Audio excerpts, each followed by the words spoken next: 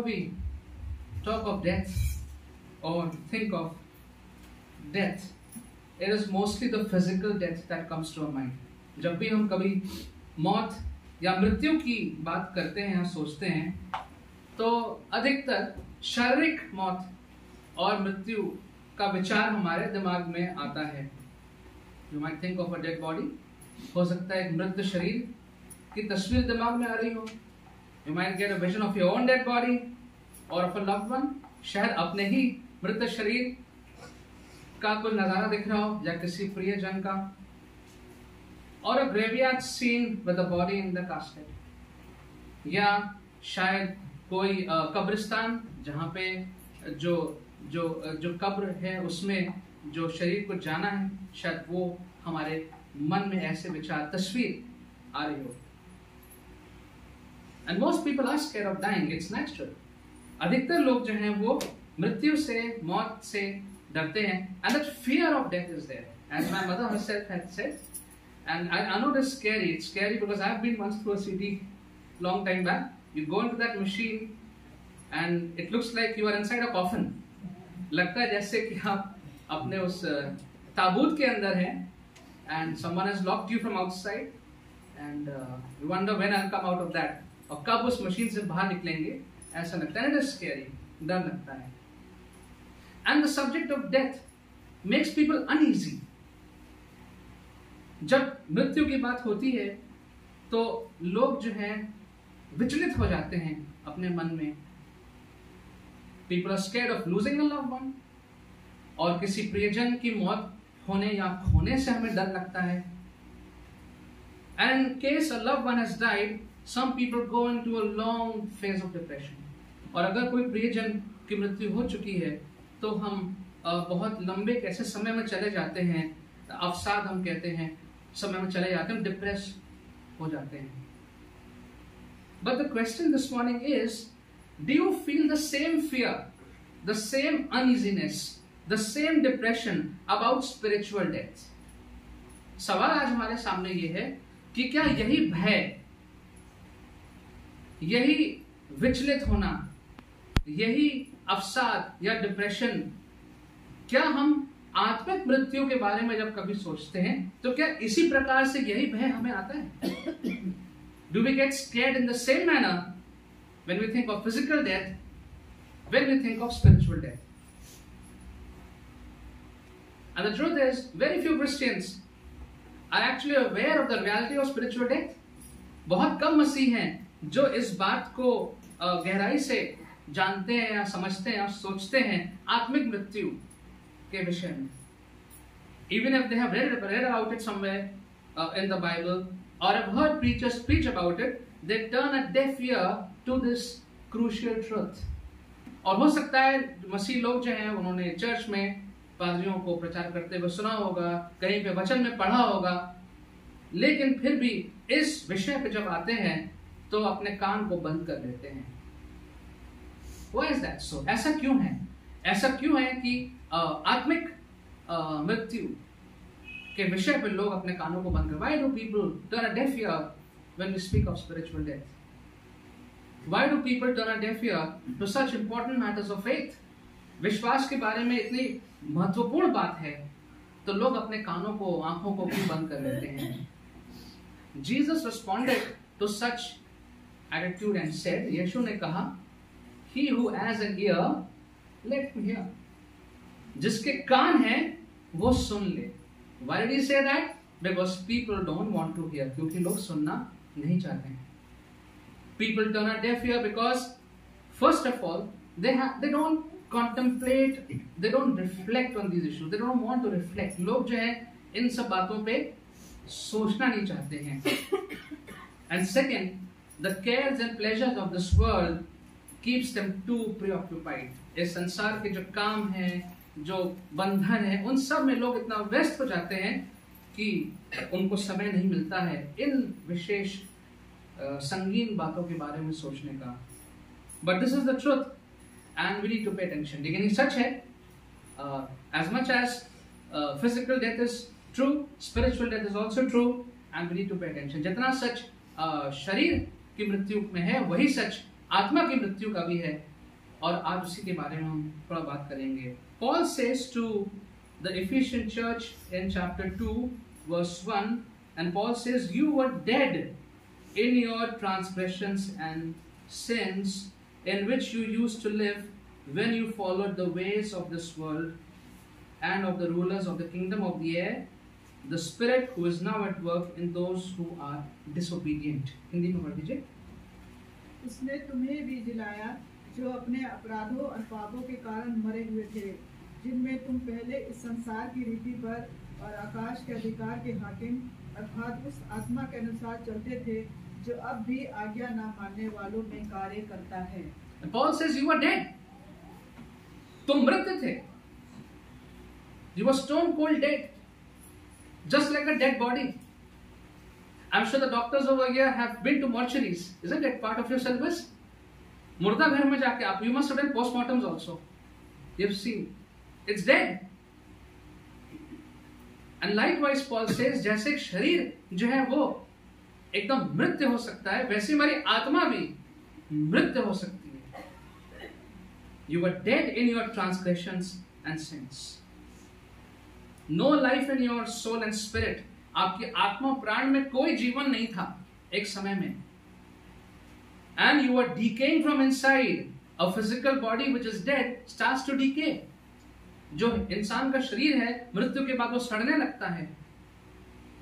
And likewise the spiritual mind also starts to decay when it is dead. जब हमारा मन, हमारी आत्मा मर जाती है, वो भी अंदर से सड़ने लगती है. And Paul says you were giving a foul smell to the people around you because you were dead spiritually, just like a body, a physical body. आत्मिक रूप से जो मरे हुए हैं उनके शरीर से भी, आत्मा से भी, व्यवहार से भी दुर्गंध आती है. Now many Christians have a wrong understanding of sin. बहुत से मसीह जो लोग हैं वो sin या पाप शब्द का गलत मतलब समझते हैं. And they say, how can you call me a sinner? मुझे पापी कैसे कह सकते हैं? पापी, अपराधी, मैं अपराधी हूं क्या? Am I a transgressor? Am I a criminal? Am I a sinner? I was born in a Christian family. मैं तो मसीह परिवार में पैदा हुआ हूं. I'm a respectable person in the society. समाज में मेरा औहदा है, मेरी इज्जत है. I have a good helping nature. मैं सबकी मदद करता हूं. I go to church every Sunday and pay, give my tithes. हर इतवार चर्च भी जाता हूं, अपना दशमांश भी देता हूं. I do make mistakes sometimes, but I'm not a sinner. मैं गलतियां करता हूं कभी कभी, मानता हूं, लेकिन मैं पापी नहीं हूं. I resent being called a sinner. मैं इस बात का विरोध करता हूं कि मुझे कोई पापी कहे. Am I a robber? Am I a drunkard? Am I a murderer? क्या मैंने किसी का खून किया है? क्या मैंने डाका डाला है? क्या मैं शराबी हूं? Am I a fraud or a womanizer or a person who lose moral character? क्या मैं ऐसा व्यक्ति हूं जिसके जो नैतिक जीवन है वो सही नहीं है, जो फरेबी है? क्या मैं ऐसा व्यक्ति हूं? Don't call me a sinner. I'm not like other people. You will hear many people say that. मुझे पापी मत कहिए, मैं उन लोगों की तरह नहीं हूं. Let's examine the two words that Paul has used over here. जो दो शब्द पौलुस ने यहाँ पे प्रयोग किए हैं, उन शब्दों को हम देखेंगे. Transgressions and sins. दो शब्दों का प्रयोग यहाँ पे पौलुस ने किया है. As for you, you were dead in your transgressions and sins. पाप और अपराध. The Greek word for sin is hamartia. जो यूनानी शब्द है पाप के लिए वो है hamartia, और उसका मतलब होता है missing the target. It means you missed the target. कि आपको एक लक्ष्य दिया गया था लेकिन उस लक्ष्य हम चूक गए. That's the meaning of the word sin. Hamartia. So you aim for something but you miss it. Like you shoot an arrow but you miss the target. आपने एक तीर चलाया और जहां चलाना था वो नहीं लगा, कहीं और जाके गिरा. That's the meaning of sin in the word hamartia. Hamartia शब्द जो प्रयोग किया है पौलुस ने, उसका मतलब ये है. So what is sin then? Sin is the failure to hit the target of life. जो जीवन में हमें लक्ष्य दिया गया था, उस लक्ष्य से हम दूर चले गए, उस लक्ष्य को हम प्राप्त नहीं कर पा रहे हैं, ये पाप है. Sin is not conforming to biblical guidelines for life. जो वचन में लिखा हुआ है हमारे जीवन में कैसा व्यवहार करना चाहिए, जीवन कैसे व्यतीत करना चाहिए, वो हम नहीं कर पा रहे हैं. We have deviated from the guidelines given. That is sin, as per the word hamartia. Let's take some examples. Is a man a good husband as he might be? Does he try to make life easier for his wife? क्या एक पति है वो एक अच्छा एक मनुष्य है, वो एक अच्छा पति है जितना उसको होना चाहिए? क्या वो अपनी पत्नी के लिए जीवन उसका आसान बनाता है? Is a woman a good wife as she might be? क्या एक पत्नी एक अच्छी स्त्री है, एक अच्छी पत्नी है जितना उसको होना चाहिए था? Does she really take interest in her husband's work and tries to understand his problems and worries? क्या वो सचमुच में अपने पति के काम में उसकी चिंताओं में भाग लेती है, उसकी समस्याओं को समझती है? Are we as good parents as we might be? क्या हम अच्छे माँ बाप हैं जितना हमें अच्छा होना चाहिए था? Do we appropriately discipline and train our children, or just leave it to time to teach them? अरे समय आके सब सीख लेंगे अपने आप. क्या हम अच्छे माँ बाप हैं जो अपने बच्चों को अच्छा प्रशिक्षण दे रहे हैं? And we'll accept the fact that this is just one example. In all spheres of life, in all areas of life, we have not been able to live up fully to the standards set by God, and that is sin. That is hamartia. हर क्षेत्र में जो जो परमेश्वर ने जैसे जैसे हमको बताया, वहां पे कई बार हमसे चूक होती रहती है, और hamartia का मतलब यही है. So in Paul's theology, which is consistent with the rest of the Bible, we are all sinners. पौलुस के हिसाब से, और जो कि वचन में और जहां पर जो पाप के बारे में लिखा गया है, पौलुस भी वही कह रहा है. तो उस नजर में, उस विचार से हम सब पापी हैं. And so let us not think that sinner means a robber, murderer, a fraud. But this is what sinner is. Someone who has missed the mark.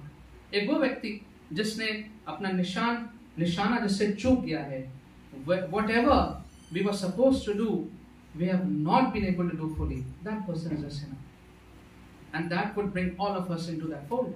उसकी वजह से हम सब लोग उस श्रेणी में आ जाते हैं. The second word used here is transgressions. दूसरा शब्द जो यहाँ प्रयोग हुआ है वो है अपराध, अपराधी. एंड हिंदी में अपराधी बहुत बड़ा शब्द है. हम अपराधी नहीं हैं, हमने कोई अपराध नहीं किया है in Hindi will say. So the Greek word for transgressions is paratoma. Paratoma Greek में इसका मतलब क्या है? To fall beside or slip and deviate into the wrong path. कि हम गिर गए, फिसल गए, और उसके बाद गलत रास्ते पे चले गए. We slipped, we fell, and we went on the wrong path. That is paratoma. That is the meaning of transgressions.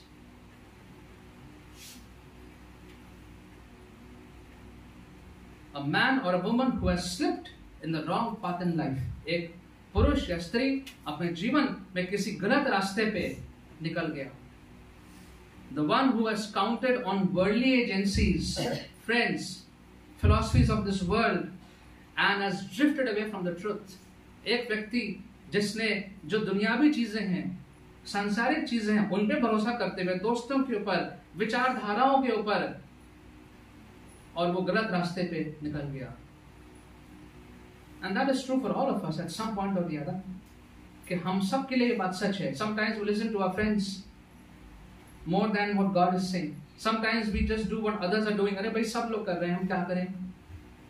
हम क्या कर सकते हैं? What to do? Everybody is doing it. अब करना ही पड़ता है.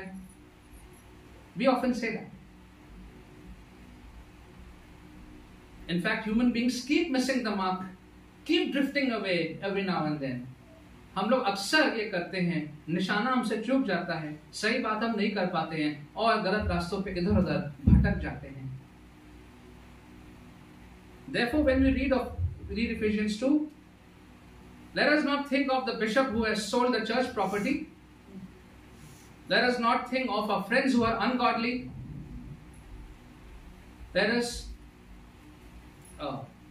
see our face only in front of our eyes. तो जब हम इफिसियों 2 को पढ़ते हैं तो उन बिशप साहब के बारे में ना सोचे जिन्होंने पूरी प्रॉपर्टी बेच दी, या हमारे सारे दोस्त जो कि प्रभु के रास्ते पे नहीं चलते हैं, गलत हैं, उनके बारे में ना सोचें, अपने बारे में सोचें, अपना चेहरा हमारे सामने आए. Staying on verse 2, the latter part of verse 2 is actually scary.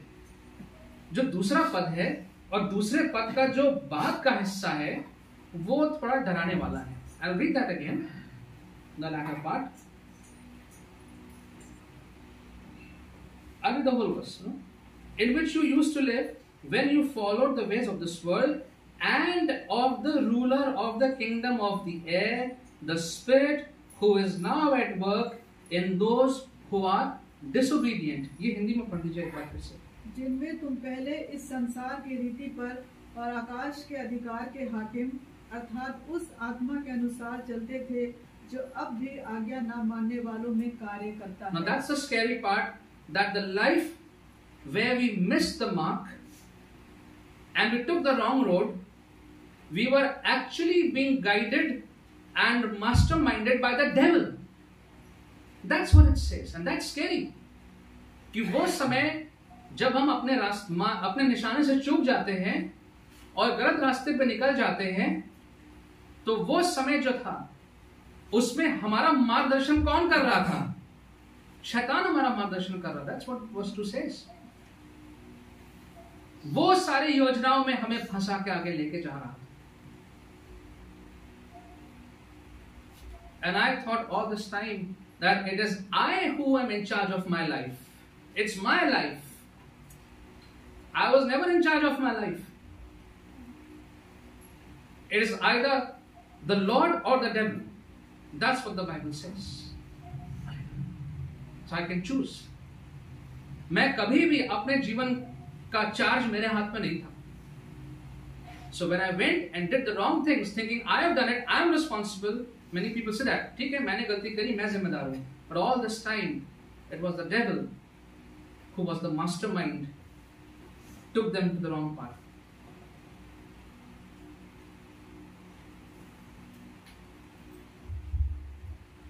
And I realized I was so wrong.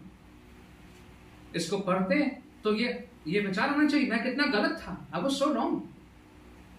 It was the devil masquerading as my friends. वो शैतान था जो मेरे दोस्तों के भेष में था. Masquerading as new age philosophy. आज की जो नई नई विचारधाराएं हैं वो मेरे सामने आ गई. Blinded me.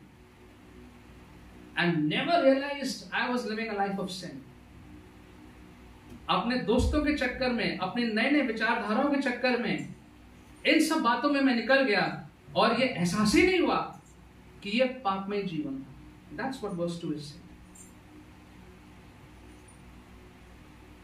But in that also, the most important point in verse 2 is that disobedience is a choice. Devil cannot make you to be disobedient. Because many people take that as a rescue. हम क्या करते हैं, हमसे शैतान ने ये करा दिया. शैतान करवा कुछ नहीं सकते. Can only suggest. He only suggested Adam and Eve. The decision was theirs. आदम हवा को उसने सुझाव दिया, करा उन्होंने खुद ही. And so verse 2 again, I'm going back to verse 2. the Spirit who is now at work in those who are disobedient. The Spirit doesn't make you disobedient. That's our choice. हम निर्णय लेते हैं कि आज्ञा का पालन करेंगे कि नहीं करेंगे. And so those who choose to be disobedient, those who have a bent towards disobedience, are favorite customers of the evil one. शैतानी ताकतों का, शैतान का सबसे पसंदीदा लोग वही होते हैं जो आज्ञा का पालन नहीं करते.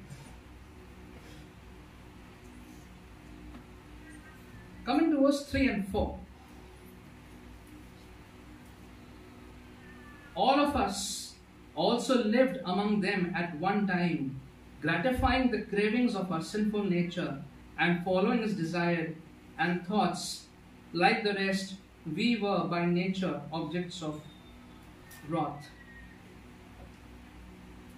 But because of His great love for us, God, who is rich in mercy, made us alive with Christ. Hindi में पढ़ लीजिए. इनमें हम भी सब के सब पहले अपने शरीर की लालसाओं में दिन बिताते थे और शरीर और मन की इच्छाएं पूरी करते थे और अन्य लोगों के समान स्वभाव ही से क्रोध के संतान थे. परंतु परमेश्वर ने, जो दया का धनी है, अपने उस बड़े प्रेम के कारण जिससे उसने हमसे प्रेम किया. Now let's take a note that Paul is including here both Jews and Gentiles when he is talking. पौलुस यहाँ पे यहूदियों को और जो अन्य जातियां हैं दोनों के विषय में बात कर रहा है. Because when Paul says in verse 2, in which you used to live. So in verse 2, Paul is talking to the Gentiles. अन्य जातियों से बात कर रहा है जब पौलुस कहता है तुम. But in verse 3, when Paul says all of us, जब वो us कह रहा है, then he's talking about the Jews. So he's talking about both Jews and Gentiles. दोनों यहूदियों और अन्य जातियों के ऊपर ये बात लागू होती है. It applies to all of us. And so Paul is saying it is a common factor no matter who you are. आप जो भी हो, we are from different countries, as was pointed out, different parts of this nation. It's common everywhere. It's common everywhere. In fact, it's common in every religious affiliation, no matter who you are. किसी भी आप धर्म के, human nature seeks to gratify sinful desires. जो हमारा स्वभाव है, वो पापी चीजों को तृप्त करने की कोशिश करता रहता है. Human nature has a natural bent towards sinning. एक स्वाभाविक हमारा रुझान है पाप की ओर. And this willful, repeated disobedience invites God's wrath, punishment or judgment. ये जब बार बार हमारा झुकान रुझाव होता रहता है, इससे परमेश्वर नाराज होते हैं. Let's read Romans chapter 1, 18 to 20. Romans chapter 1, 18 to 20 in English and Hindi, please. Anyway. God's wrath is revealed from heaven against all ungodliness and unrighteousness of people who by their unrighteousness suppress the truth. Since what can be known about God is evident among them, because God has shown it to them. His invisible attributes, that is, His eternal power and divine nature, have been clearly seen since the creation of the world, being understood through what He has made. As a result, people are without excuse. परमेश्वर का क्रोध तो उन लोगों की सब अभक्ति और अधर्म पर स्वर्ग से प्रकट होता है, जो सत्य को अधर्म से दबाए रखते हैं. इसलिए कि परमेश्वर के विषय का ज्ञान उनके मनों में प्रकट है, क्योंकि परमेश्वर ने उन पर प्रकट किया है. उसके अनदेखे गुण अर्थात उसकी सनातन सामर्थ और परमेश्वरत्व जगत की सृष्टि के समय से उनके कामों के द्वारा देखने में आती है, वहाँ तक कि वे निरुत्तर हैं. Yes, the Bible does say God is slow to anger. And many of us would love that verse. परमेश्वर हिंदी में क्या कहेंगे उसको? क्रोध में, विलंब से क्रोध करता है. Let us not try to measure the speed of God's wrath. हम परमेश्वर के क्रोध की रफ्तार को तय ना करें। Both here and what we were reading in Ephesians, there are things that invite God's wrath. परमेश्वर का क्रोध को आमंत्रित करते हैं। So what Paul says in Romans chapter 1, the wrath of God is being revealed from heaven against all godliness and wickedness. People who suppress the truth by the wickedness, जो सच्चाई है उन सारी बातों को लोग अपनी बुराई से छुपा देते हैं, दबा देते हैं। And what may be known about God is plain to them. जो कुछ भी परमेश्वर की बातें हैं वो साधारण बातें हैं, वचन में लिखी हुई हैं, but we hide them, we suppress it. Whatever may be known about God, His invisible qualities, eternal power, have been clearly seen. सब कुछ हमारे सामने स्पष्ट है, साफ है, so that people are without excuse. कोई बहाना ना हो लोगों के पास, हमें मालूम नहीं था, हमें कैसे पता था। At least Christians cannot have that excuse, those who have the word of God. मसीह लोगों के पास तो ये बहाना नहीं होना चाहिए कि हमें मालूम नहीं था, क्योंकि आपके हाथ में वचन है, आपको कलीसिया में रखा गया है। And so Paul says, back to Ephesians chapter 2, Paul says that we all did that at once upon a time. We were also by nature objects of wrath, God's wrath.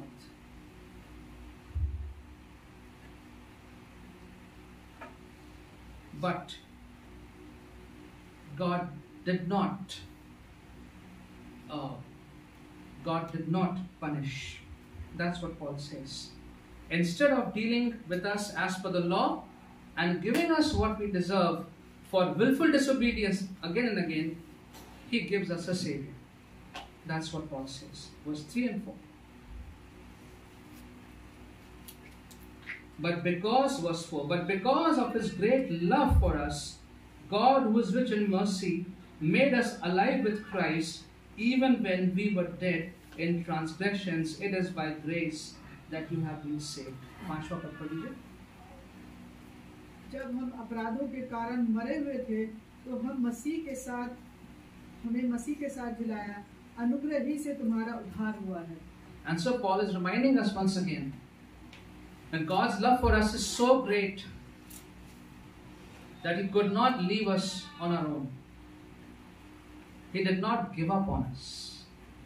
We give up on ourselves, we give up on people, but Paul says God does not give up on us, does not give up on His children. परमेश्वर जो है वो अपने बच्चों को ऐसे ही छोड़ नहीं देता है, हार नहीं मानता है। And verse 5 is marvelous.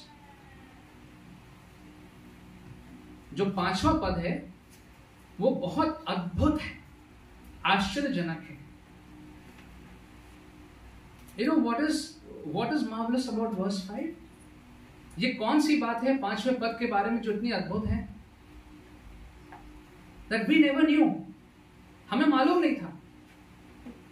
We never had the knowledge that while we were busy in our sinful transgressions, Christ had already died for us and secured a place in His resurrected glorious kingdom. That is marvelous. जब हम पाप में ही गिरे हुए थे, हमें कुछ भी नहीं मालूम था, हम अपने उस रास्ते पे चले जा रहे थे, अपने ही जीवन में जा रहे थे, अपनी परिस्थितियों में थे, खोए हुए थे, गलत रास्ते पे।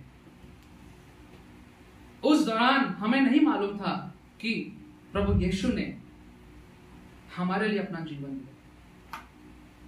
ना केवल जीवन दिया, हमारे लिए हमारा भविष्य को अपने राज्य में सुनिश्चित कर दिया। And why I say marvelous? Because the law can never do that. व्यवस्था ये नहीं कर सकती है। No law can forgive a criminal while he or she is still continuing with the crime. कोई भी ऐसा कानून नहीं है किसी भी देश का जो किसी अपराधी को क्षमा कर दे उस दौरान जब वो अपराध कर रहा था। वो तो बाद में भी क्षमा नहीं करेगी। The law has no forgiveness. Law has only punishment. व्यवस्था में क्षमा नहीं है, व्यवस्था में सिर्फ सजा है. And that is what is marvelous. That the sacrifice of Jesus, Paul says, was once and for all. एक बार बलिदान दिया और वो काफी था. All sinners have been granted forgiveness by the blood of the Lamb. सारे पापियों को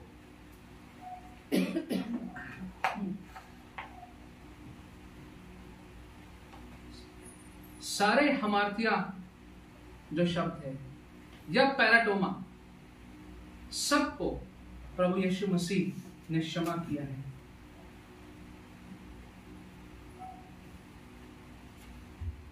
And finally, let's once again look at this beautiful word, saved by grace.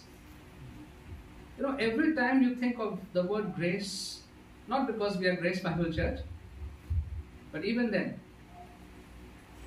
you know, it enlightens you, it refreshes you. अनुग्रह शब्द जब हम सुनते हैं, पढ़ते हैं, एक अंदर से खुशी आ जाती है, एक आशा आ जाती है. Now I go for board copies, you know, checking करने जाते हैं. And you know, a child is failing, एक बच्चा फेल हो रहा है. Short by 3 marks or 4 marks, 5 marks, एक बच्चा फेल हो रहा है, 3 या 4, 5 marks से फेल हो रहा है. And we go through the whole paper again, just to find out any place where we can give some marks. All the teachers will agree with me. कहीं ना कहीं हम ढूंढते हैं इस बच्चे को कहीं तो कुछ नंबर मिल जाए, 2 number, 3 number. Sometimes the teachers in the board, I'm saying, have even written a line or 2 in their own handwriting so that the child may pass. कभी-कभी rare 1-2 लाइन लिखनी पड़ गई, गलत ऑप्शन को सही करना पड़ गया, ये बेचारे का साल बर्बाद हो जाएगा, बच जाए. That is grace. Grace marks. Now I am checking a copy in Lucknow of some student who is in some small town of West Bengal, let's say. Bengal का कोई एक छोटी जगह से कोई कॉपी आई है, मैं लखनऊ में बैठा हूँ, मैं उसकी कॉपी चेक कर रहा हूँ. I don't know the child. मुझे नहीं मालूम ये बच्चा कौन है. The child has no idea where the copy is. बच्चे को नहीं मालूम उसकी कॉपी कहाँ गई है. And the child probably has prepared himself or herself to fail. बच्चे को मालूम है कि जैसा मैंने किया है, फेल ही होना है. But even then, we show compassion and try to save that student's year. हम करुणा दिखा के उस बच्चे को का साल बचाने की कोशिश करते हैं. How much more our Heavenly Father, who knows you and me, pours His grace upon us. हमारा स्वर्गीय पिता जो हमें जानता है, वो अपना अनुग्रह कितना हम पे उंडेलते रहते हैं. Just when you thought there is no hope for you, that it's all over. जब आपने सोचा अब तो मेरे लिए कोई आशा नहीं है, अब सब खत्म.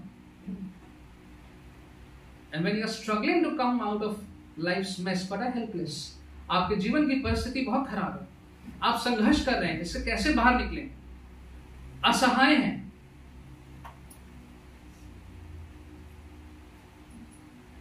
And then Christ comes to us with His grace.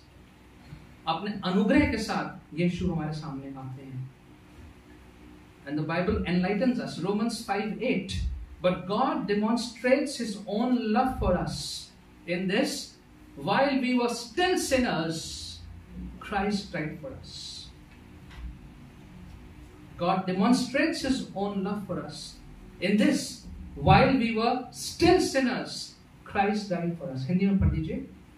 परंतु परमेश्वर हम पर अपने प्रेम की भलाई इस रीति से प्रकट करता है कि जब हम पापी ही थे तब मसीह हमारे लिए मरा.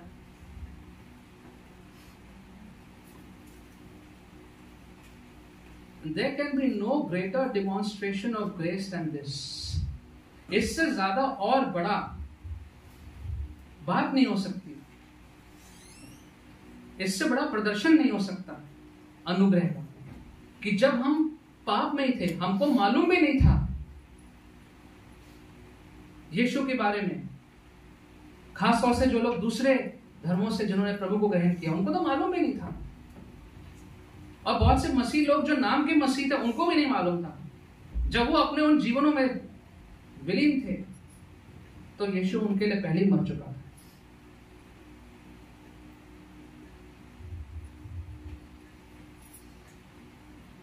But now I know it, अब मुझे मालूम है। I must never forget what I was and now who I am. That's very important. मैं क्या था प्रभु को जानने से पहले, और आज मैं क्या हूं, इसको कभी ना भूलें। I must continually live in the realization that I am saved by His amazing grace. प्रभु के अद्भुत अनुग्रह से बचाए गए हैं। एक समय था जब अपने पाप और अपराध में मरे हुए थे। We were dead in our transgressions and sins, subject and object to the wrath of God. परमेश्वर के क्रोध के ही लायक थे, भटके हुए थे, लेकिन परमेश्वर ने यीशु के द्वारा हमें अनुग्रह से बाहर निकाला। उसके अनुग्रह में है, हमारे जीवन का एक एक क्षण उसके अनुग्रह में है। Every moment of our lives is under God's grace. And I must live a life that gives an appropriate response to His grace. That is very important. और अब जब हम उसके अनुग्रह में हैं, तो फिर ऐसा जीवन हमारा होना चाहिए जो उसके इस अनुग्रह की सही प्रतिक्रिया करे। And so many times people take God's grace for granted. परमेश्वर के अनुग्रह को हम प्राप्त कर लेते हैं और सोचते हैं कि बस हमें तो मिलनी चाहिए थी। It's not true. It's not true. It's God's. That's how Paul starts the chapter of the book of Ephesians. God has chosen you and me. Somebody else could have been sitting in this church, not us. We could have been lost somewhere here and there. But God chose you and me to be here. God chose you and me to know Him, to experience Jesus, to experience His grace, and that we should always remember. पौलुस यहाँ पे कह रहा है कि प्रभु परमेश्वर ने हमें चुना है, जैसा कि इस पत्री के पहले अध्याय में लिखा हुआ है। उसने हमें चुना है। हो सकता है यहाँ पे कोई और बैठा होता, आप यहाँ नहीं बैठे होते, आप कहीं और कुछ कर रहे होते, लेकिन प्रभु ने हमें चुन के यहाँ भेजा है। प्रभु ने हमें अपने बारे में प्रकाशन किया है, यीशु के बारे में दिया है, हमारा जीवन बचाया है अनुग्रह से। And therefore, living in an appropriate response is very, very important. Let's pray. Father, we thank you that this morning, in a very simple way, you are teaching us to remember that you have saved us from our sinful life in the past. And even when we get lost at times, even when we slip away at times, you have already redeemed us. You have already paid the price for us. All that you want is for us to come back to you. परमेश्वर, आपने आज हमें आज के वचन से सिखाया फिर से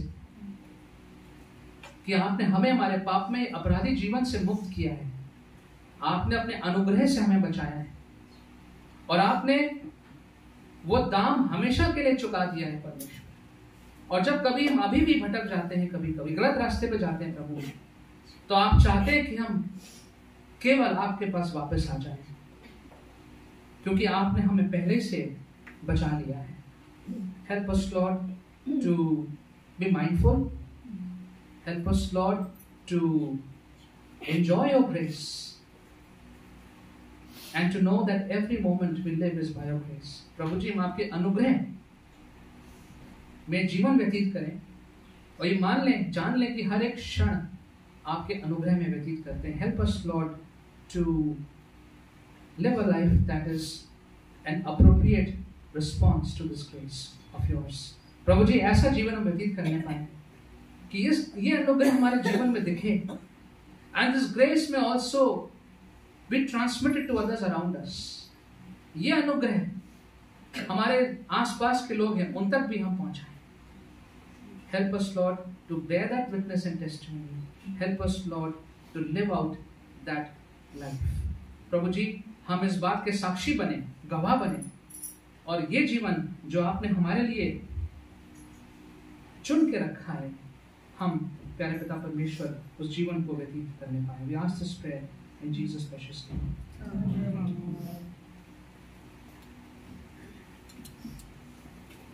In response to the word, let's